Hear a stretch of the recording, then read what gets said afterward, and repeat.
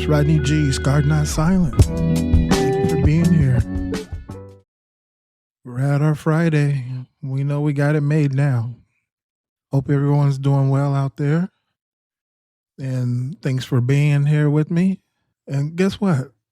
In Arizona, it's actually cloudy. We had a rainstorm yesterday, so it's gonna be a beautiful day.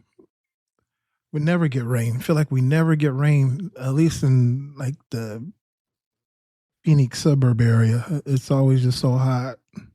And I always walk out and cry. It's so hot. But then if I lived back home in the Midwest, I'd be crying that it was too cold. So can a person ever be happy where you're at? Well, that's the least of my problems. I mean, if I'm hot, we'll figure the rest of it out. It'll cool off at some point. That's something that you live for. It always will cool off at some point. It's like the winter times. Usually it would always get warm at some point. You just have to be patient. Maybe that's why we have weather changes, is to teach us patience. I don't know. But thank you for being here, and we're going to get on moving forward. And this is, I believe I left off when I finally had left my job. And I thought about it because I was talking to my best friend and my wife yesterday. I was able to see him, and he stopped by and went out for dinner. But I was so confused because when we was at the house, I was like, with the move, I'll blame it on the prednisone. I'll blame it on the prednisone. And I'm joking about it, but I'm being serious. Read the effects of prednisone, and not to mention having COVID twice. So Lord knows I probably got cloudy brain and then some at this point. So I was asking questions, and then my wife was like, yeah, I came over and visit you in November, and we did Thanksgiving. And I was like, oh yeah, we did do Thanksgiving. And so at that time, I'm sure I was discussing like hating where I was at the job wise. And then she went back home, and then I was still there, obviously working. And then January, I think of 2017, was the year that I finally left there, leading up to the dark moments. Like I mentioned, it was a slow transition.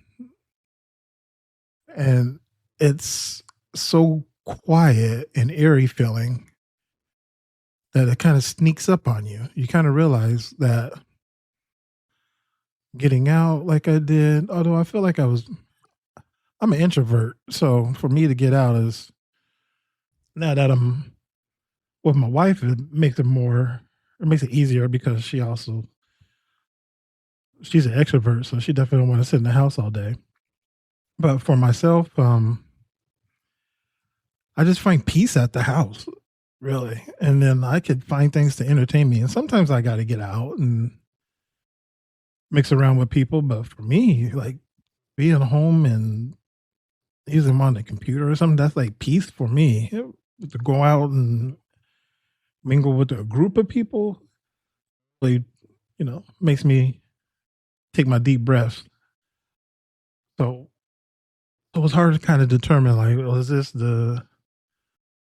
like a depression or what? Because I didn't really necessarily didn't feel depressed, but I guess maybe that's the part of it, is like you don't feel it, and then it comes on. All I know is I had a situation where I didn't know if I was going to be homeless and what was going to happen within a month of that lease for the Airbnb being up. And I had made a spur of a moment decision. In Des Moines, there used to be this commercial when I was growing up as a kid, and it was from the Des Moines Register. And this commercial said, the best time to look for a job is when you have a job. And they was advertising the classifieds about looking in the classifieds to get a job. And that has stayed with me as an adult. So I've always made sure that I had a job when I was looking for a job, except for this time. It was the very first time that I quit my job without a job. And it was just a lot coming down on me. In some ways, it was also selfish because I didn't make sure I had everything in a row as well. It's so many factors that just played a role in just that constant, as we call it, mental chatter. That mental chatter was just a constant. And the mental chatter is when you just have that constant conversation with yourself, and usually it's negative chatter.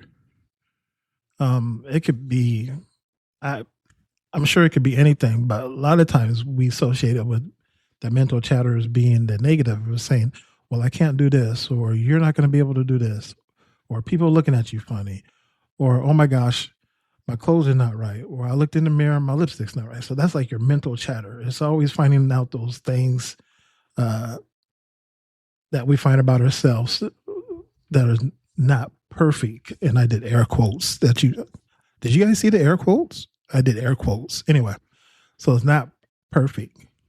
This was feeling like a lot. I was by myself, no job, and still having dialysis. One day just had that vision of what would it be to keep walking and into the ocean until the ocean was over my head. And I think I mentioned, like, I don't know if that is considered like a suicidal ideation. Obviously, my professional, I wouldn't think it was suicidal because there's so many other questions you got to ask with that. For myself, I diagrammed it and said, I feel like it's going to be a case of where I just wanted the quiet. And I mentioned that too. I just wanted the quiet. After that all happened, I didn't do anything. It was just like kind of a visionary moment. It really was time for me to figure out what the next plan is. What do I need to do forward with this? The best answer for me was to survive, to keep living, keep moving forward, keep staying alive, get out the house. So I rode the trolley. However, in San Diego, I felt like I could get to a lot of places. And right before we left San Diego for good, they just had extended it out even more to get to La Jolla, which is considered the ritzy area of San Diego, one of the ritzy areas of San Diego. It's kind of like the old money type of situation in San Diego, La Jolla is. So they extended out the rail system out there. So you have your bus system, you have your trolley system, and then you have like the Amtrak that will take you up the coast with the Amtrak. So you have access to all of these, not to mention your Ubers and Lyfts and everything else. So it was pretty convenient. One day I just decided to get on the trolley and there's like 5 directions you could go. You could even get to the border of Mexico on the trolley system, San Cedro. So I went to San Cedro and I got out and there's like a shopping area. I was actually looking for the mall, because I've only been there like a couple times, and one time I was in a car, and then I got out and I couldn't find the mall, and there was neighborhoods, and so I was like, listen, I said, I'm not going to walk through the neighborhood. So I did a U-turn and went back and got on the trolley system because I was like, I don't know where I'm at. Instead of being venturous, I ventured myself back on the trolley and went back to San Diego. Yeah, I just took the trolley and it goes everywhere. I had a burger, and I just, for the first time since I had moved to San Diego, did something by myself, like really did something to get out. And you don't have to worry about cars. Like, I don't drive. I've driven like briefly one time, but you didn't have to worry about traffic. You just sat on that trolley. You just look out and think about reflect on why you're here and what's the purpose of being in there, which I still didn't have the answer for. I don't think you always have to have immediate answers. We want immediate answers, but I don't think we always have to have immediate answers. We have to continue going to find that answer, and it doesn't. There's no playbook about it. You're not gonna get a playbook on finding the answers in life. And there's more than one. There's always answers in life. Sometimes we don't see them. Sometimes there's answers, and we don't even have the question. Think about that one. I rode, the trolley, and truly felt as I just needed the mental chatter to calm down. And the water's always like been one of my favorite spots. Not in the ocean, because I don't want to get bit or stung or all the other 100 things that can happen to you in the ocean. I don't go far enough to dip my head usually in the ocean. So, but like a swimming pool is a perfect example of just going to the bottom. And this is kind of off topic. Well, we was doing a house set and I was by myself and I went into the pool. Maybe because I'm a little more chubbier now, like my buoyancy is like perfect, but I could not get myself to the bottom of the pool, meditate at the bottom of the pool. And I was swinging my arms up, trying to push myself down. I was working myself up, just trying to get to the bottom of the pool. And I remember I used to be able to get to the bottom. So maybe the extra layer of fat is making me float more.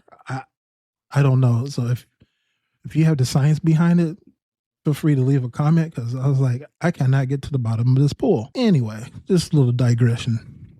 So that's what I think it is. It's just trying to get that clarity.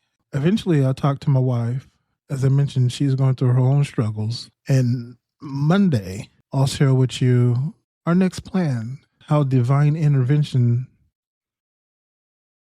or for you believers, God, if you're a non-believer, spiritual, and everything else in between took place.